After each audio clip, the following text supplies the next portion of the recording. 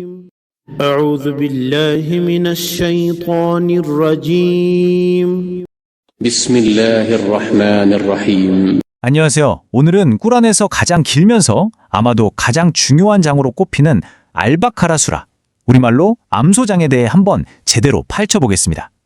이 장은 그냥 긴 글이 아니에요. 수년에 걸쳐서 이슬람 공동체의 기틀을 세운 거대한 청사진 같은 존재거든요. 이 장은 시작부터가 아주 강렬합니다. 이것은 의심할 여지가 없는 성서다. 다른 어떤 설명도 없이 스스로의 권위를 먼저 딱 내세우는 거죠. 이 한 문장이 앞으로 펼쳐질 모든 내용에 엄청난 무게감을 실어줍니다. 자, 그럼 이 방대한 장을 어떻게 접근하면 좋을까요? 제가 5가지 큰 주제로 나눠서 안내해 드릴게요. 먼저 이 지침이 누구를 위한 건지 보고 예언자들의 이야기를 통해 역사적 교훈을 얻을 겁니다. 그 다음엔 공동체를 만드는 법, 그리고 믿음이 마주하는 도전들을 살펴보고 마지막으로 이 장의 심장이라 불리는 핵심 구설로 마무리할 거예요.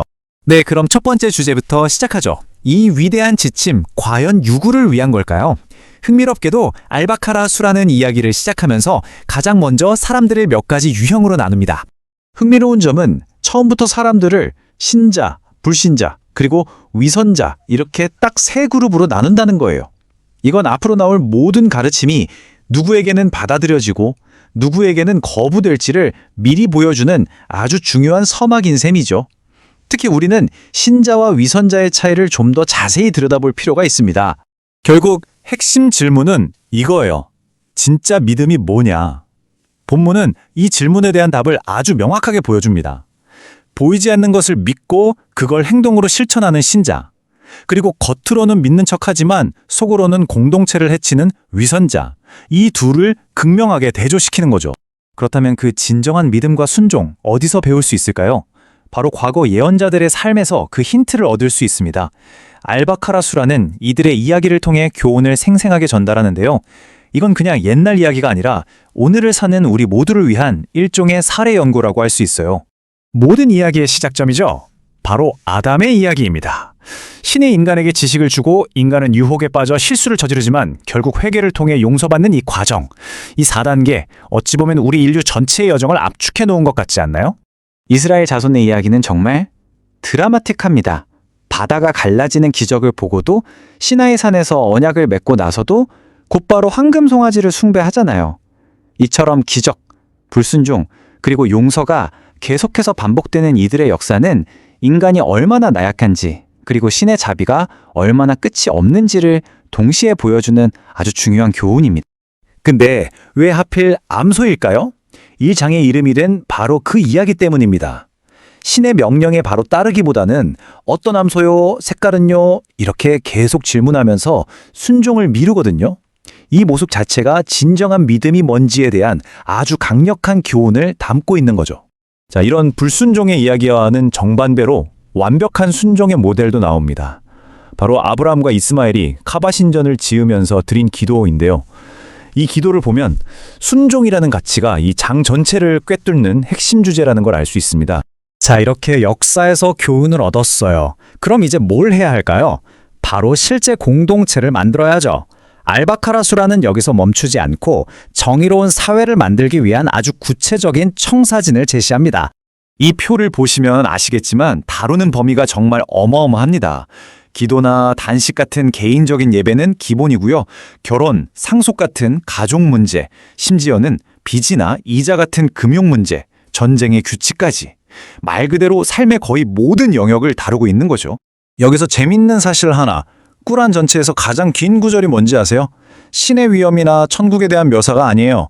바로 이 282번째 구절. 돈을 빌려줄 때 계약서를 어떻게 써야 하는지에 대한 아주 구체적인 지침입니다. 그만큼 이 텍스트가 현실 세계의 공정함과 투명성을 중요하게 생각한다는 증거겠죠. 하지만 그렇죠. 공동체를 만들고 믿음을 지키는 게 말처럼 쉽지는 않겠죠? 이 수라는 우리가 마주할 수밖에 없는 내적, 외적인 갈등과 장애물에 대해서도 아주 현실적으로 이야기하고 있습니다. 믿음을 흔드는 장애물들 한번 보세요. 공동체 내부의 위선, 아무 생각 없이 전통만 따르는 것, 물질주의, 그리고 오만이나 질투 같은 개인의 심리적인 약점까지 마치 우리 마음을 꿰뚫어 보는 것처럼 아주 정확하게 짚어내고 있죠. 그럼 이 모든 어려움에 대한 처방전은 뭘까요? 해답은 의외로 간단하고 명확합니다. 바로 인내와 기도예요. 외부의 시련은 인내로 버티고 내면의 흔들림은 기도를 통해 신에게 의지하면서 극복하라는 거죠. 자, 이제 이 거대한 여정의 클라이맥스입니다. 이 장의 심장이라고 불리는 부분에 도착했어요. 지금부터 보실 구절은 아마 꾸란 전체를 통틀어 가장 유명하고 가장 강력한 구절 중 하나일 겁니다. 이 장의 모든 신학적 무게가 여기에 응축되어 있다고 보시면 돼요. 잠시 숨을 고르죠.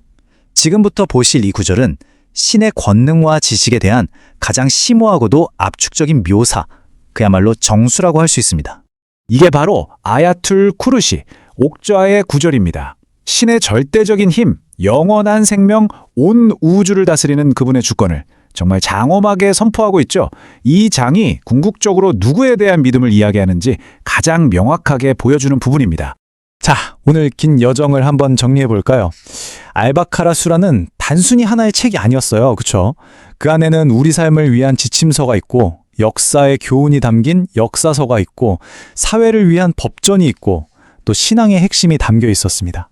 이 모든 걸 아우르는 그야말로 거대한 종합 선물 세트 같았죠. 마지막으로 여러분께 이 질문을 한번 던져보고 싶습니다. 법과 역사 그리고 신학을 모두 담고 있는 이 7세기의 텍스트가 어떻게 21세기를 사는 10억이 넘는 사람들의 일상에 여전히 그토록 깊이 영향을 미치고 있는 걸까요? 이 질문에 대한 답을 각자 생각해 보시면서 오늘 내용을 마무리하겠습니다. 이번에 저희가 함께 살펴볼 자료는 유튜브 알쿠란 리사이팅 채널에 올라온 수라 알바카라 풀 영상 녹취록입니다. 쿠란의 두 번째 장이자 가장 긴 장, 바로 알바카라 전체 낭송인데요. 분량이 정말 방대하죠. 그 안에 담긴 내용도 어마어마하고요. 자, 이걸 한번 제대로 파헤쳐 보죠. 이번 시간 목표는 단순히 286절에 달하는 텍스트를 요약하는 게 아닙니다. 이 경전이 어떤 이야기와 주제를 또 어떤 순서로 배치하고 있는지, 그 구조 속에 혹시 숨겨진 의도는 없는지 이런 것들을 보는 거죠. 그리고 왜 이 장이 이슬람 신앙의 촉추라고까지 불리는지 그 핵심을 함께 짚어보려고 합니다. 뭐랄까, 거대한 건축물의 설계도를 함께 들여다보는 시간이 될 것 같네요. 네, 아주 좋은 비유입니다.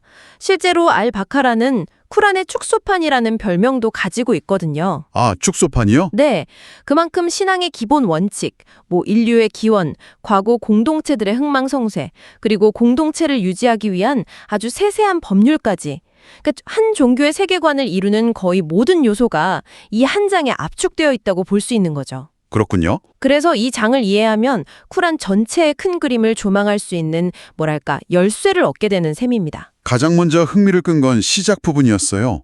알리프 람 밈이라는 그 뜻을 알 수 없는 글자로 시작하더니 곧바로 이것은 의심할 여지가 없는 책이며 신을 경외하는 이들을 위한 길잡이라고 선언하더라고요. 그러고는 바로 사람들을 세 부류로 나누기 시작하는데 유독 한 그룹에 대한 묘사가 굉장히 길고 시적이라는 느낌을 받았는데요. 신자, 불신자, 그리고 위선자에 대한 이야기 말입니다. 왜 위선자 그룹에 이렇게 많은 비유와 설명이 필요했던 걸까요? 바로 그 지점이 이 장의 전체적인 분위기를 설정하는 아주 중요한 대목입니다. 네. 신자와 불신자는 비교적 명확하게 정의가 되잖아요. 그렇죠. 믿는 사람, 안 믿는 사람. 네. 한쪽은 보이지 않는 것을 믿고 다른 한쪽은 어떤 경고에도 믿지 않죠. 하지만 위선자는 그 경계에 서 있는 복잡한 존재거든요. 겉으로는 우리는 신을 믿는다고 말하지만 속으로는 그렇지 않은 이들이죠. 이들의 어떤 내면적 갈등이나 다기 기만이 공동체에 미치는 해악이 더 크고 교묘할 수 있기 때문에 쿠란은 이들을 설명하는 데 더 많은 공을 들이는 겁니다. 그래서 단순히 겉과 속이 다르다고 설명하지 않고 굉장히 생생한 비유를 쓰는 방식이 인상 깊었어요. 예를 들면 불을 피웠는데 신이 그 빛을 빼앗아 가서 어둠 속에 남겨진 사람의 비유, 또 천둥번개가 치는 폭풍우 속에서 죽음이 두려워 귀를 막는 사람들 비유가 나오잖아요. 맞습니다. 그 비유들이 바로 믿음의 본질에 대한 깊은 통찰을 담고 있습니다. 첫 번째 비유, 그 불을 피웠지만 빛을 잃는 사람이요? 네네. 그건 스스로의 힘으로 진리를 찾았다고 착각하지만 그 빛의 근원이 신에게 있음을 망각한 경우를 보여주는 겁니다. 진정한 인도는 인간의 오만이 아니라 신의 자비로부터 온다는 거죠. 그리고 두 번째 폭풍우 비유는 더 흥미롭습니다. 폭풍우 속 번개는 진리의 섬광을, 천둥은 경고를 상징하거든요. 위선자들은 진리가 번쩍일 때 잠시 그 길을 따라 걷다가도 경고의 천둥 소리가 들리면 죽음이 두려워서 다시 귀를 막고 어둠 속에 주저앉는다는 겁니다. 결국 시련이 닥쳤을 때 그 믿음의 진정성이 드러난다는 이야기군요. 바로 그겁니다. 이 천사들에게 내가 지상의 대리인 칼리파를 둘 것이다 이렇게 선언하는 장면이 나오는데 천사들의 반응이 좀 의외였어요. 피를 흘리고 해악을 일으킬 죄를 만드시렵니까? 라면서 우려를 표하잖아요. 그렇죠. 이 대화는 인간 존재의 본질에 대한 아주 근본적인 질문을 담고 있습니다. 천사들은 인간의 그 파괴적인 잠재력을 이미 꿰뚫어 본 거죠. 네. 하지만 신은 나는 너희가 모르는 것을 안다고 답하시죠. 그리고 그 답에 대한 증명으로 아담에게 모든 것의 이름들을 가르쳐 주십니다. 아, 그 이름들을 가르쳐주는 장면이요? 네. 이게 단순히 사물의 명칭을 알려줬다는 의미를 넘어서요. 인간에게 지식, 분별력, 추상적 사고 능력, 다시 말해 문명을 이룰 수 있는 잠재력을 부여했음을 상징하는 겁니다. 천사들은 순종하지만 자유의지가 없는 반면에 인간은 실수하고 죄를 지을 수 있는 자유의지를 가졌지만 동시에 지식을 통해 더 높은 경지에 이를 잠재력도 함께 받은 존재라는 걸 보여주는 대목이죠. 그리고 우리가 잘 아는 그 금지된 나무 이야기, 또 낙원에서의 추방이 이어지고요. 하지만 여기서 이야기가 절망으로 끝나지 않는다는 점이 중요해 보입니다. 아담이 주님으로부터 말씀을 받아서 회개하고 신이 그 회개를 받아주는 것으로 마무리되니까요. 지상에서의 삶이 벌이라기보다는 뭐랄까 새로운 기회로 제시되는 느낌이었어요. 정확합니다. 유혹, 실수, 회개, 그리고 용서. 네. 이 순환 구조는 이 장 전체, 나아가 쿨한 전체를 관통하는 핵심적인 인간과 신의 관계 모델입니다.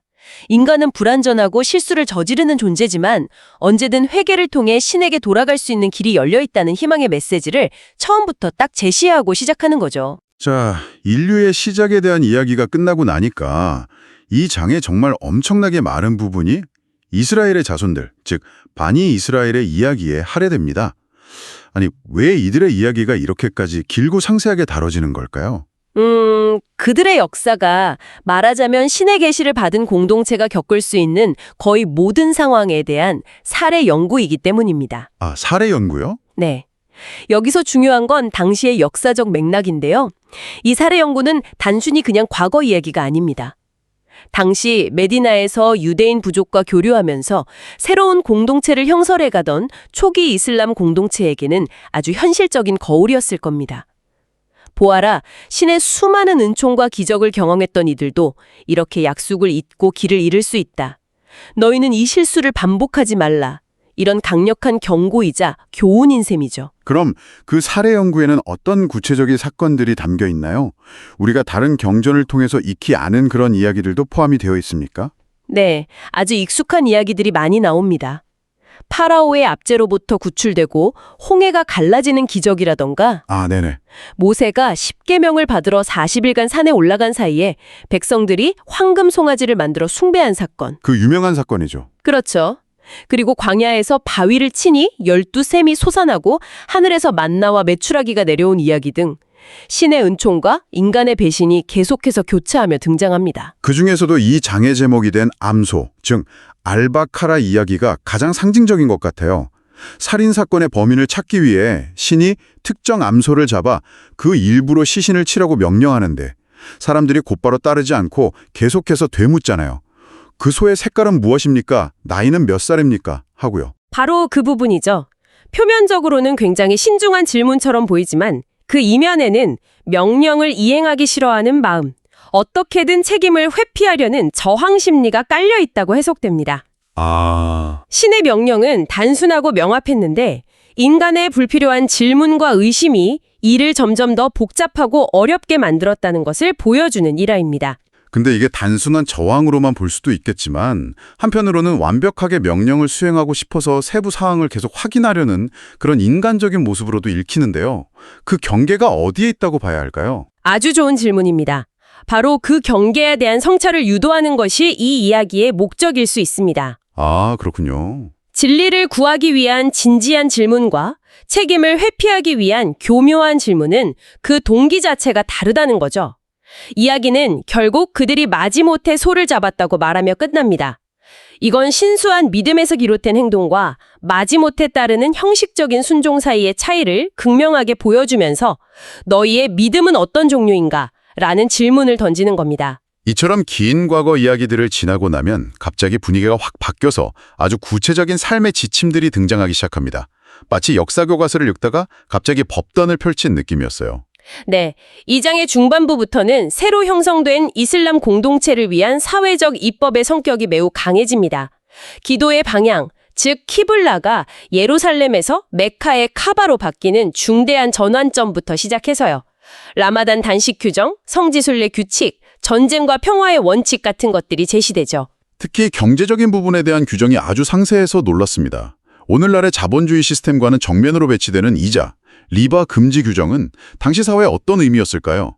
이게 단순히 고리대금업을 막는 수준이었을까요? 아니면 더 근본적인 경제 철학이 담겨 있는 걸까요? 후자에 가깝다고 봐야 합니다. 쿠란에서 이자를 금지하는 것은 단순히 높은 이자를 막는 차원을 넘어섭니다. 네. 돈이 스스로 돈을 버는 시스템, 즉 노동이나 실물 거래 없이 자본 자체가 이윤을 창출하는 것을 부당한 이득으로 보는 겁니다. 아, 그런 관점이군요. 네, 이건 부의 편중을 막고 약자를 착취하는 경제 구조를 근본적으로 비판하는 시각이죠. 그 대신 자선을 강력하게 권장하고 부채 계약서를 꼼꼼하게 작성해서 분쟁을 막으라고 하는 등 상호 부조와 공정성에 기반한 경제 공동체를 지향하는 철학이 담겨 있습니다. 신앙의 원칙에서 시작해서 부채 계약서 쓰는 법까지 나오다니 정말 A부터 G까지 다루는 인생 종합 안내서 같다는 생각이 드네요. 결혼과 이혼, 여성의 대기기간, 상속법 같은 아주 사적인 영역까지 다루고 있고요. 맞습니다. 이는 이슬람의 관점에서 신앙이라는 게 개인의 내면이나 어떤 예배 행위에만 국한되는 것이 아니라는 걸 보여줍니다. 사회의 모든 영역, 그러니까 정치, 경제, 법률, 가정과 분리될 수 없는 통합적인 삶의 시스템이라는 거죠. 영적인 가치가 어떻게 정의로운 사회 시스템으로 구현될 수 있는가에 대한 일종의 청사진을 제시하는 셈입니다. 그런데 이렇게 수많은 규정과 이야기들 속에서 갑자기 또 한 번 언어의 톤과 스케일이 극적으로 바뀝니다. 바로 255절, 왕자의 구절, 즉 아야툴 쿠르시라고 불리는 부분인데요. 그는 영원히 살아계시며 모든 것을 주관하시는 분, 졸음도 잠도 그를 엄습하지 못하며 하늘과 땅의 모든 것이 그의 것이라. 와, 이 신의 권능과 위대함을 노래하는 이 부분은 정말 압도적이더군요. 신의 위대함을 되새기는 구절이기도 합니다. 신은 인간의 이해 범위를 초월하는 존재이며 우주의 모든 것을 그의 권능 아래 있다는 선언이죠. 정말 흥미로운 건 이토록 절대적인 신의 권능을 노래한 바로 다음 구절의 내용입니다. 종교에는 강요가 없나니 진리는 오류로부터 명백히 구별되노라. 이 배치가 정말 의미심장하게 느껴져요. 어떻게 절대 권력을 선언한 직후에 강요를 금지할 수가 있는 거죠? 그것이 바로 이 텍스트가 가진 역설적인 깊이입니다. 언뜻 보면 모순처럼 보이지만 사실은 논리적으로 연결되어 있습니다. 논리적으로요? 네. 모든 것을 주관하는 전능한 신의 뜻이기에 인간에게는 스스로 선택할 자유의지가 주어졌다는 겁니다. 만약 신이 원했다면 모든 인간을 강제로 믿게 할 수도 있었겠지만 그렇게 하지 않았다는 거죠. 진정한 믿음은 외부의 강요가 아니라 진리를 스스로 인식하고 받아들이는 내면의 자발적인 선택에서 비롯되어야만 가치가 있다는 사상이 이 짧은 구절에 담겨 있는 겁니다. 아, 그러니까 전능함이 강제가 아니라 오히려 자유를 보장하는 근거가 된다는 말씀이시군요. 바로 그겁니다. 오늘 우리는 알바카라라는 이 거대한 텍스트의 지도를 함께 그려봤습니다. 믿음의 본질과 인류의 시작에서 출발해서 과거 공동체의 역사를 거울 삼아 교훈을 얻고 또 공동체 생활을 위한 구체적인 규범들을 살펴본 뒤에 신의 장엄한 본질과 인간의 자유의지를 노래하는 구절까지 정말 한편의 대서사시를 탐험한 기분이네요. 결국 이 장은 신앙이란 무엇이며 신앙을 가진 개인과 공동체는 어떻게 살아가야 하는지에 대한 포괄적인 안내서라고 할 수 있습니다. 때로는 역사적 서사로, 때로는 엄격한 법률로, 또 때로는 영적인 통찰을 담은 시적인 언어로 다양한 방식을 통해 하나의 메시지를 전달하는 거죠. 신학의 복종함으로써 올바른 길을 찾으라는 그 메시지요? 네, 맞습니다. 이 모든 요소들이 하나의 직물처럼 아주 촘촘하게 엮여 있는 겁니다. 마지막으로 청취자 여러분께 생각해 볼 만한 질문을 하나 던져드리고 싶습니다. 이 길고 장대한 장은 마지막에 이런 간절한 기도로 끝을 맺습니다. 주여 저희의 망각과 실수를 책망하지 마옵소서. 주여 저희 이전 세대에게 지우셨던 것과 같은 무거운 짐을 저희에게 지우지 마옵소서. 저희를 용서하시고 자비를 베푸시며 불신하는 자들에 맞서 저희를 도와주소서. 이 장에서 그토록 길게 다루었던 과거 공동체들의 실패와 끝없는 회개의 역사를 떠올려 볼 때 이 마지막 기도는 인간의 연약한 본성과 신성한 가르침 사이에 그 영원한 긴장 관계에 대해 우리에게 무엇을 말해주고 있을까요? 그 디베이트에 오신 것을 환영합니다. 오늘 저희는 수라 알 바카라, 즉 암소장에 나타난 신성한 율법의 본질에 대해 이야기 나눠보려 합니다. 이 텍스트가 제시하는 율법이 과연 어떤 성격을 갖는지에 대한 두 가지 시각이 존재하는데요. 네, 맞습니다. 한쪽에서는 이 율법이 공동체의 삶을 위한 명확하고 구체적인 규범, 그러니까 반드시 지켜야 할 법전과 같다고 보는 반면 다른 쪽에서는 개별 규정 너머에 있는 자비나 용서 같은 더 큰 원칙을 강조하면서 상황에 따른 유연한 적용을 중시한다고 보죠. 바로 그 지점입니다. 오늘 논의의 핵심 질문은 이것입니다. 수라 알 바카라의 율법은 공동체를 위한 확고부동한 규범적 체계인가, 아니면 인간의 내적 성숙을 돕기 위한 윤리적 지침에 더 가까운가? 저는 전자의 입장에서 이 수라가 신앙 공동체의 삶을 모든 면에서 규율하는 포괄적이고 규범적인 법률 체계를 제시한다고 주장하겠습니다. 저는 후자의 입장에서 이 텍스트가 구체적인 규율을 제시하면서도 그 이면에 있는 자비와 용서, 그리고 인간의 내적 상태라는 더 깊은 원칙을 강조하며 율법의 유연한 적용 가능성을 보여준다고 말씀드리겠습니다. 좋습니다. 그럼 제 주장부터 시작하겠습니다. 저는 수라 알바카라를 읽을 때마다 그 명확성과 구체성에 놀라게 됩니다. 이건 단순한 도덕적 권고가 아니라 실제 공동체를 운영하기 위한 아주 상세한 지침서에 가깝습니다. 예를 들어 볼까요? 단식에 대해선 너희 이전 사람들에게 규정된 것 같이 너희에게도 규정되었다고 못을 박습니다. 선택의 여지가 없는 의무라는 거죠. 그 구절은 저도 잘 압니다만 바로 뒤에 예외 조항이 나오지 않습니까? 제 말의 핵심은 법의 기본 골격이 매우 단단하다는 겁니다. 채무 관계를 한번 보시죠. 그냥 돈을 빌리면 갚아라 수준이 아니에요. 지정된 기간까지 서면으로 기록하고 또 공정한 서기에게 쓰게 하고 너희 남자들 중 2명의 증인을 세우라고까지 합니다. 심지어 남성 증인이 둘이 없으면 남성 하나와 여성 둘을 세우라고 대안까지 제시하죠. 이건 사회적 분쟁을 원천적으로 차단하려는 아주 현실적인 법률 시스템입니다.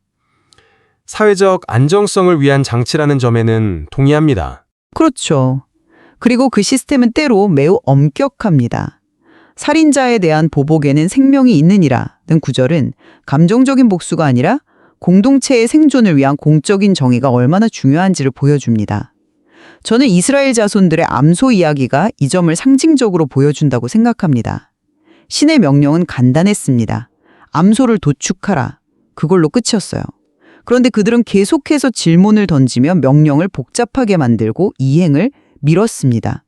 이건 신의 명령을 문자 그대로 그리고 즉각적으로 따르는 것이 얼마나 중요한지에 대한 강력한 경고 아닐까요? 흥미로운 해석입니다. 하지만 저는 그 모든 규정들이 결국 다른 방향을 가리키고 있다고 생각합니다.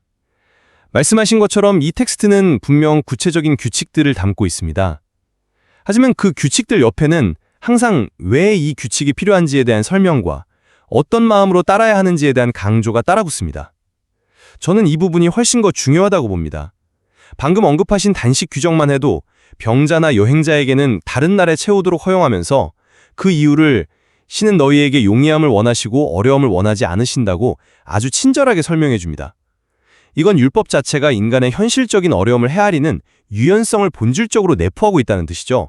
경직된 규칙이 아니라는 겁니다. 그것은 예외적인 상황에 대한 배려일 뿐 법의 원칙 자체가 유연하다는 의미는 아니라고 봅니다. 글쎄요, 저는 그게 이 텍스트가 법을 다루는 핵심 방식이라고 생각합니다. 자선을 예로 들어볼까요? 단순히 재산을 나누어 주라는 명령에서 그치지 않습니다. 과시와 모욕으로 너희의 자선을 무효하지 말라고 경고하거든요. 심지어 과시를 위해 자선하는 사람을 매끄러운 바위 위에 흙이 있다가 폭우에 전부 씻겨 내려간 모습에 비유하죠.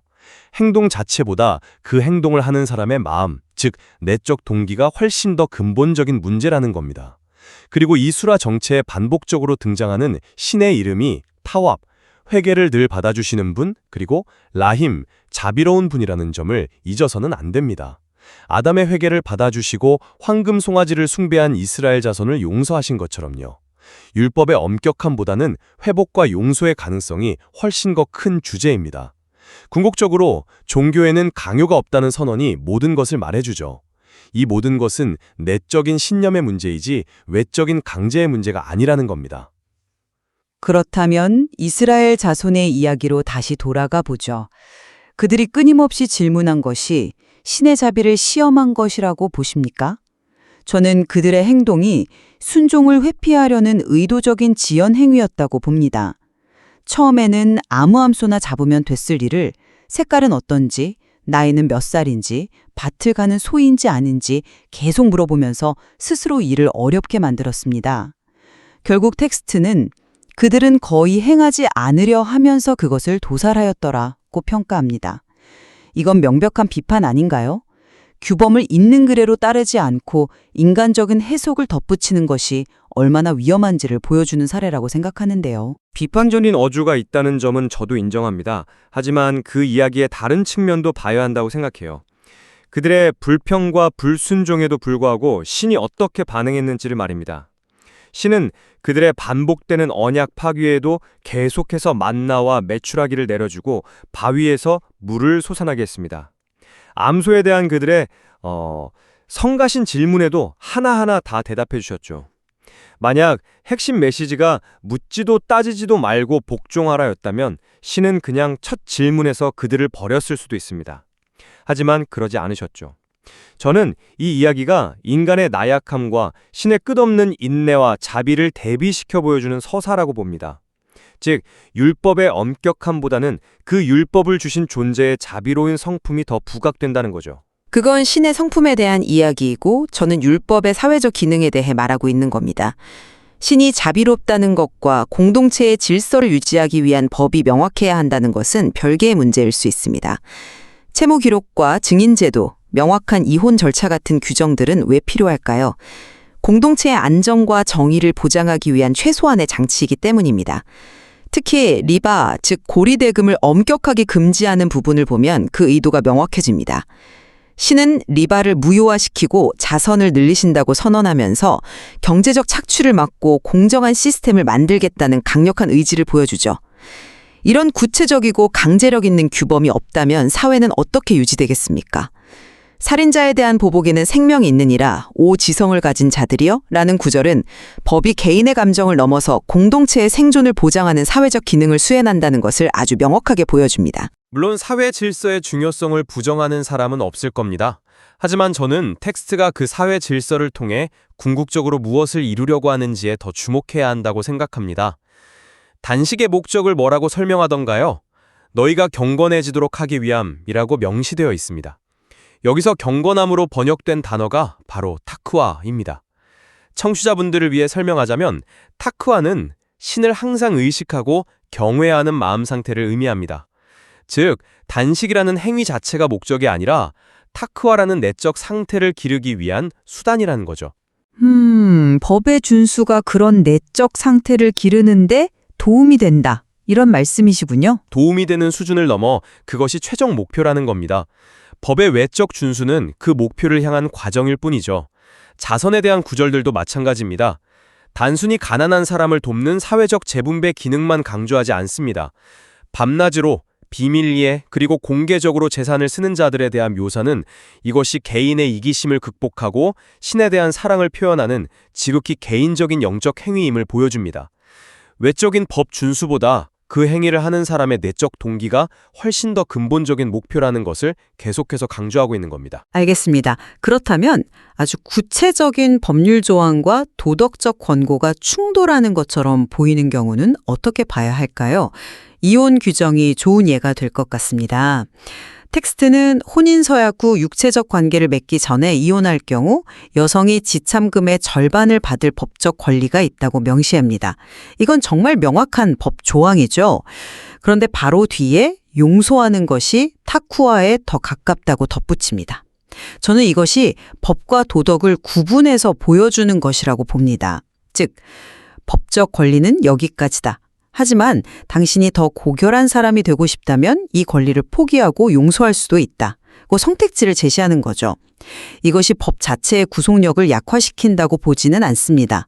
기본 원칙은 정한 것의 절반이라는 명확한 규범이고 용서는 그 위에 더해지는 미덕일 뿐입니다. 바로 그 구절이야말로 제 주장을 가장 강력하게 뒷받침하는 부분이라고 생각합니다. 말씀하신 대로 텍스트는 누구도 이의를 제기할 수 없는 명확한 법적 권리를 제시합니다. 절반을 받을 권리가 있다. 그런데 바로 다음 문장에서 뭘 말하나요?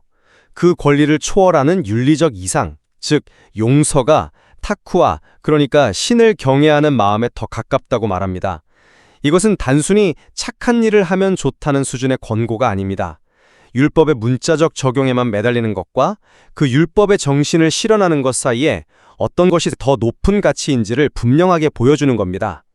법적 권리를 행사하는 것도 허용되지만 용서하는 것이 신을 더 깊이 의식하는 행위임을 명시하는 거죠. 하지만 권리 자체를 무효화하지는 않지 않습니까? 무효화하지는 않지만 어떤 길이 더 나은 길인지를 명확히 제시합니다. 법조항 바로 뒤에 그 조항을 뛰어넘는 가치를 제시하는 것. 이것이 바로 이 텍스트가 율법을 다루는 방식의 핵심이라고 생각합니다. 법은 최소한의 기준선이고 텍스트는 끊임없이 우리를 그 기준선 너머의 지평으로 초대하고 있는 겁니다. 이것은 율법의 정신이 때로는 문자를 능가할 수 있음을 보여주는 대단히 중요한 사례입니다. 오늘 논의를 정리해 보겠습니다. 제가 보기에 수라 알파카라는 예배의 형식부터 단식의 규칙, 상속, 채무계약, 그리고 형사법에 이르기까지 공동체의 안정과 질서를 유지하기 위한 구체적이고 명확한 지침들을 제공합니다. 이러한 규범적 체계가 없다면 개인의 권리는 보호받기 어렵고 사회는 혼란에 빠질 수밖에 없습니다. 이것이 이 텍스트가 가진 법전으로서의 중요한 측면입니다. 동시에 우리는 이 명확해 보이는 율법들이 결코 진공 상태에서 작동하지 않는다는 점도 확인했습니다. 모든 규정은 자비, 용서, 그리고 타쿠아라는 인간의 내적 성찰을 향한 더 큰 틀 안에서 제시됩니다. 텍스트는 규칙을 지키는 행위만큼이나 아니 어쩌면 그 이상으로 그 규칙을 어떤 마음과 의도로 적용하는지를 중요하게 여기고 있음을 계속해서 우리에게 상기시켜 줍니다. 확실히 율법의 명확하고 규범적인 측면과 그 이면에 흐르는 자비와 용서라는 윤리적 원칙 사이의 긴장과 상호작용은 이 텍스트가 우리에게 던지는 핵심적인 질문인 것 같습니다. 그리고 이 부분은 앞으로도 계속해서 탐구할 가치가 충분한 주제라고 생각합니다. 네, 어느 한쪽의 시각만으로는 이 수라가 담고 있는 복합적이고 다층적인 메시지를 온전히 이해하기 어려울 겁니다. 두 관점 모두 텍스트에 깊이 뿌리내리고 있으니까요. 이 논의를 통해 청취자 여러분께서도 이 풍부한 텍스트를 다양한 각도에서 바라보는 계기를 얻으셨기를 바랍니다. 안녕하세요. 오늘은 유튜브 채널 알쿠란 리사이팅의 수라 알바카라 전체 빠른 암송 영상을 살펴보겠습니다. 신성한 텍스트를 전달하는 이 영상의 경험을 어떻게 더 깊이 있게 만들 수 있을지 세 가지 지점을 중심으로 짚어보겠습니다. 네, 이 영상은 꾸란의 가장 긴 장을 빠른 속도로 낭송하는 그 자체로도 분명 가치가 있는 컨텐츠예요. 근데 시청자 경험이라는 관점에서 보면 완성도를 더 높일 수 있는 지점들이 몇 군데 보이더라고요. 맞아요. 가장 먼저 이야기하고 싶은 건 이 영상의 목적과 기능을 청중의 필요에 더 긴밀하게 연결해야 한다는 점이에요. 아주 중요한 시작점인데요. 제목에 빠른 암송이라고만 되어 있으니까 이게 정확히 어떤 시청자를 위한 건지, 그리고 그분들에게 어떤 가치를 주려는 건지, 그게 좀 모호하게 느껴졌어요. 네, 맞아요. 빠르다는 게 되게 상대적인 개념이잖아요. 그렇죠. 암기 내용을 복습하려는 학생에게는 이게 딱 좋은 속도일 수 있는데 그냥 의미를 음미하며 듣고 싶은 사람한테는 너무 빠른 속도가 될 수 있거든요. 결국 시청자가 일단 재생을 눌러보고 한참 들어봐야 이건 날 위한 거구나, 아니면 내겐 안 맞네, 이걸 판단할 수 있는 구조인 거죠. 바로 그 지점이에요. 그 과정에서 사실 이 영상이 정말 필요했던 잠재 시청자마저 이탈할 수 있다는 게 문제고요. 정말 안타까운 일이죠. 어떻게 보면 제작자가 시청자의 시간을 존중한다는 메시지를 처음부터 줄 필요가 있는 것 같아요. 네, 그래서 제안하고 싶은 구체적인 방법은 영상이 시작되자마자 한 3초에서 5초 정도 아주 간결한 안내 화면을 보여주는 거예요. 아, 일종의 프롤로그처럼요? 네, 차분한 배경 위에 예를 들어서 본 영상은 수라 알바카라 암기자들의 빠른 복습을 위해 제작되었습니다. 이렇게 목적을 명확히 밝혀주는 거죠. 전체 낭송 시간도 같이 알려주고요. 그렇게 하면 시청자는 딱 5초 만에 이 영상이 자신에게 맞는지 또 어떤 마음으로 봐야 할지 결정할 수 있겠네요. 그렇죠. 그리고 또 하나 강력한 도구가 있는데 바로 유튜브의 챕터 기능이에요. 저도 그 생각했어요. 수라 알바카라가 워낙 길고 그 안에 아담의 창조나 이스라엘 자손 이야기처럼 굵직한 서사 단위가 있잖아요. 네, 맞아요. 그런 주요 이야기 단위로 챕터를 나눠두면 이건 그냥 편의 기능을 넘어서 완전한 학습 도구가 되는 거예요. 특정 부분만 집중적으로 복습하고 싶을 때 타임라인을 막 힘들게 조절할 필요가 없어지겠네요. 네, 그냥 클릭 한 번이면 되니까요. 그리고 설명란에 For Hif Students Reviewing Surah al-Baqarah 이렇게 영어로 타겟을 명시해 주는 것도 정말 중요해요. 전 세계 학습자들이 검색으로 훨씬 쉽게 찾을 수 있게 되거든요. 정리를 해보면 영상의 정체성을 초반에 명확히 밝히고 챕터 기능으로 시청자가 콘텐츠를 주도적으로 탐색할 길을 열어주자는 거군요. 네, 시청자의 시간을 아껴주고 학습 효율을 높여주는 아주 실용적인 개선점이죠. 좋습니다. 그럼 이제 시청자가 이 영상이 자신을 위한 것임을 알고 시청을 시작했다고 해보죠. 1시간이 넘는 긴 시간 동안 오디오에만 의존해서 따라가는 건 집중력을 유지하기가 정말 쉽지 않아요. 맞아요. 그래서 저희의 두 번째 제안은 장시간의 집중을 돕는 시각적 보조 장치를 도입해야 한다는 겁니다. 네, 현재의 영상은 아랍어 텍스트가 화면에 나오긴 하는데 계속 같은 형태로 고정되어 있잖아요. 그렇죠. 빠른 낭송을 들으면서 이 광활한 텍스트의 바다를 보고 있으면 정말 잠시만 한눈 팔아도 내가 지금 어디쯤을 듣고 있는지 완전히 놓쳐버리게 돼요. 약간 망망대해 떠있는 기분이겠네요. 듣는 내용하고 보는 내용의 연결고리가 약해서 뇌가 쉽게 피로해지는 거고요. 정확합니다. 그래서 일종의 시각적 내비게이션이 꼭 필요해요. 당신은 지금 여기에 있습니다 하고 계속 알려주는 거죠. 내비게이션이요? 네, 가장 간단하면서도 효과적인 방법은 현재 낭독되는 아야, 그러니까 구절의 텍스트 색깔을 살짝 바꾸거나 배경에 은은한 하이라이트 효과를 주는 거예요. 아, 그거 정말 좋은데요. 마치 우리가 책 읽을 때 손가락으로 문장을 따라가는 것 같은 효과를 주는 거군요. 네, 맞아요. 시청자의 시선을 자연스럽게 이끌어서 거의 무의식적으로 흐름을 따라가게 만들 수 있어요. 거기서 한 단계 더 나아간다면 어떤 방법이 있을까요? 한 단계 더 나아간다면 이제 숲을 보여주는 거죠. 숲이요? 네, 지금은 나무 하나하나를 따라갔다면 이제는 전체 지도를 보여주는 거예요. 예를 들어 믿는 자에 대한 설명에서 아담의 창조 이야기로 내용이 넘어갈 때 화면 한쪽에 창조 이야기 같은 작은 소제목을 잠시 띄워주는 거죠. 와, 그건 정말 큰 차이를 만들겠는데요. 이제 이야기의 새로운 장이 시작됩니다 라는 신호를 줘서 환기도 시켜주고 전체적인 구조를 파악하게 돕는 거니까요. 그렇죠. 단순한 듣기를 넘어서 이야기의 흐름을 이해하는 경험으로 바꿔주는 거예요. 여기서 더 나아가서 화면 구석에 현재 부분이 꾸란 전체의 몇 페이지 또는 몇 번째 주제에 해당하는지를 작게 표시해주면 이건 정말 학습자들에게는 최고의 기능이 될 거예요.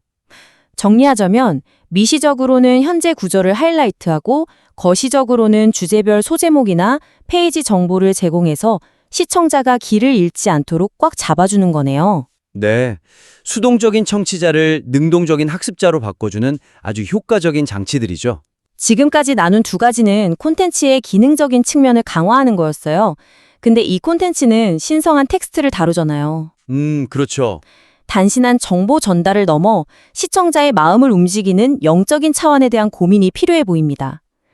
그래서 저희의 마지막 제안은 영상의 시작과 끝에 신앙적 경험을 완성하라는 겁니다. 이 부분이 이 콘텐츠를 그냥 좋은 영상에서 잊을 수 없는 경험으로 만드는 핵심이라고 생각해요. 어떤 점에서 그렇게 생각하시나요? 현재 영상은 비스밀라로 바로 시작해서 마지막 구절이 끝나자마자 영상이 그냥 뚝 끊어지거든요. 아, 맞아요. 마치 그냥 오디오 파일을 재생했다가 정지 버튼을 누른 것처럼 굉장히 기계적인 느낌을 줘요. 파일 재생이라는 표현이 정말 와닿네요.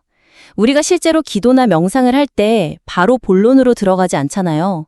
마음을 가다듬는 준비 과정을 거치고 끝나고 나면 그 여운을 느끼는 시간을 갖고요. 바로 그거예요. 의식적 프레임.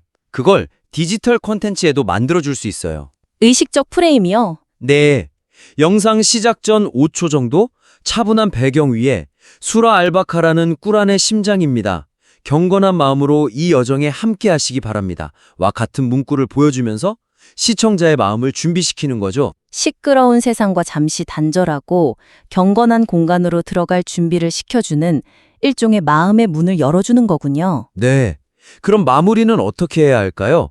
모든 낭독이 끝난 후에 바로 영상을 끄는 게 아니라 검은 화면 위에 사다걸 라올 아짐, 진실로 위대하신 알라께서 말씀하셨습니다라는 문구를 먼저 보여주는 거예요. 아, 하나의 의식을 제대로 맞췄다는 느낌을 주는 거군요. 네.